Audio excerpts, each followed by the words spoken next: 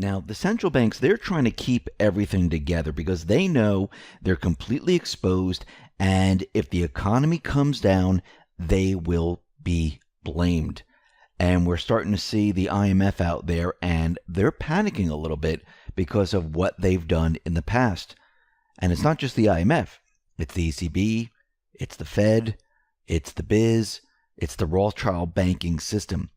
They blew up bubbles, and they increased the debt around the world. And they know what happens when their bubbles pop. Everything comes tumbling down. And now they are panicking because they see that they've pumped up the bubbles in the past. They were expecting an event. They didn't get the event. And now they're very worried. They don't want anything to happen where the entire system comes down and it is completely blamed on them. They're not too much worried about the United States because Trump right now, he is keeping the economy going. The central bankers are worried about other countries. Remember, they're completely exposed around the world. And we'll be getting into that in just a minute. But it looks like out in the UK, Theresa May, well, she's trying once again. She has her latest new Brexit deal, which is really the exact same thing. And she's trying to push a second referendum. We know the people have already voted. They don't want a second referendum. They already had one referendum where they said, listen, we don't want to be part of the EU anymore. And we don't care if there's no deal. Now remember, Theresa May, she is working for the central bankers. This is why she's continually pushing their plan. Remember, we have Nigel Farage and his party, which is gaining ground, and she's becoming very, very nervous.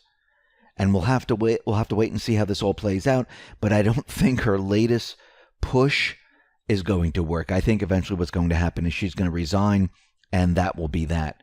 But again, you can't put anything past the central bankers because they will try anything and everything to stay in power. Now, we were just talking about how the central banks, how they are panicking right now. And we know out in Canada, the housing bubbles are something that we've never seen before. They're twice as large as the United States housing bubble. If you look at Vancouver, Toronto, and many other areas within Canada, it is absolutely horrific. And we're starting to see these bubbles deflate a little bit. And the IMF is out there, and they're urging Canada not to change anything. Why? Because they're afraid the bubbles are going to pop. The IMF says it would be ill-advised to stimulate activity in the housing sector. They don't want Canada pumping up the bubbles or doing anything to the housing market because they're very nervous about what is going to happen here. And we know that if the bubble does pop in Canada, everyone's going to be looking at the central bank. Who blew them up? The central banks. Who popped them? Well, the central banks are in control of the economy. Who do we turn to? We turn towards the central bank. Now, the IMF says the household debt in Canada is still too high to pursue policy changes to encourage more activity in the housing markets. I wonder why there's too much debt. Because they've been pushing debt since 2008. I mean, extreme debt. Yes, they've been pushing debt way before that, but since 2008, they went off the charts by pushing debt onto every single one of these countries. And remember, the central bankers, they don't want the countries to implode. They want this happy medium where they're in a lot of debt. They can control the country, tell the country what laws they need to pass. If they need to push austerity, this is how they like to keep the countries. Right in that middle ground. Because if a country defaults or a country implodes under their debt level, it goes back to them. This is why they make sure that the countries do not implode. This is part of their mandate. Make sure no country implodes on our watch, because if they do, all eyes are on us. We want to keep them at this point where they can't do better, they can't do worse. They're right in the center, and we control them. This is how they keep control. Now, here in the United States, The housing market is really not doing well. When we look at existing home sales, they have been tumbling year over year for 14 months in a row. Now remember, everything that we're talking about, Canada, the IMF, the housing market here in the United States, this is all a central bank economy. This is not Trump's economy. It's not any other leader's economy.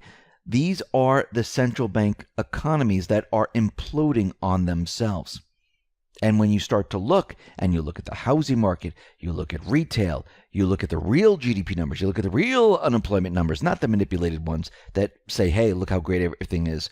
When you really look at that, you can see the central bank system, it is really falling apart. Now, Trump knows this, and he's been calling out to the Fed, urging them to cut rates and start stimulus once again.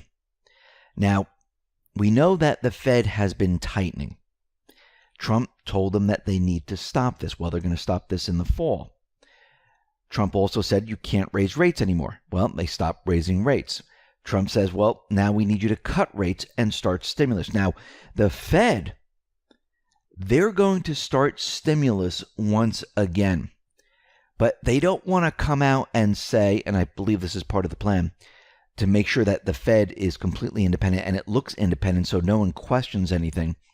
The Fed is going to come out with this new program as soon as next year. I believe it's going to be sooner than that. But as soon as next year, the Fed will resume large-scale buying of debt securities. This time, just U.S. Treasuries in amounts that may ultimately exceed its crisis-era purchases. Now, of course, the Fed is not going to call this QE. They're going to come up with some other name.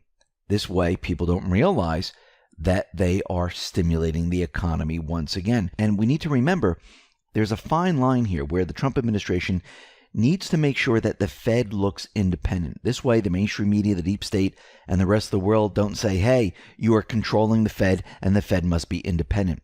They want the Fed to look independent.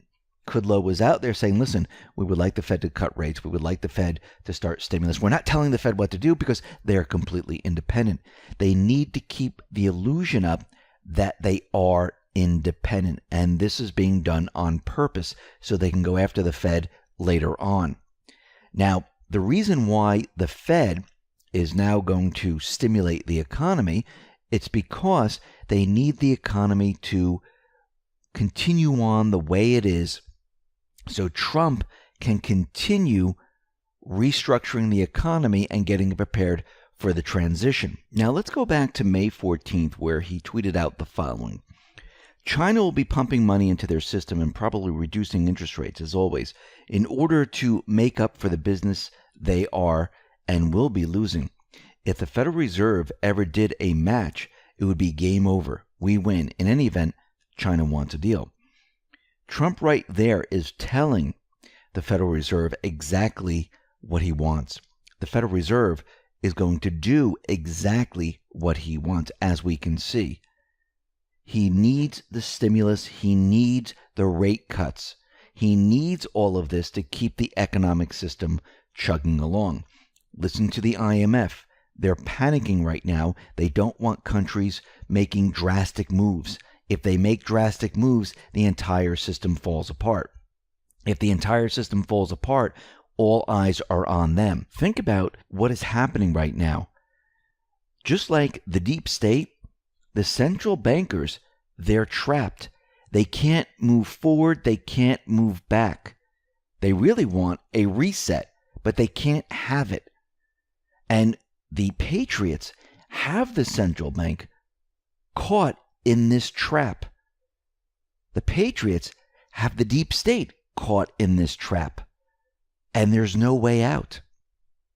And Trump is controlling it all. It might not seem like he is, and the patriots are, but he is controlling it. I mean, do you think the Federal Reserve is just doing exactly what they want to do? I mean, weren't they raising rates? Weren't they tightening? Why would they go the other way if the economy is doing better than ever? It doesn't make sense. They were on a different path.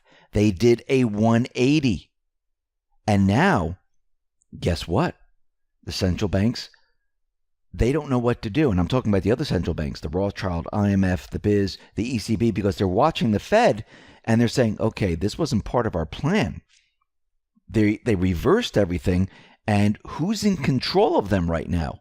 We don't know. And that's why the IMF is out there in Canada saying, listen, don't touch anything.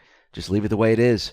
We're very nervous and afraid because if this whole thing falls apart, well, it's done for us. And you can see how much control the patriots really have. And they're going to use this to their advantage. Because as soon as the 2020 elections are over and Trump wins, well, it's game over for the central bank system.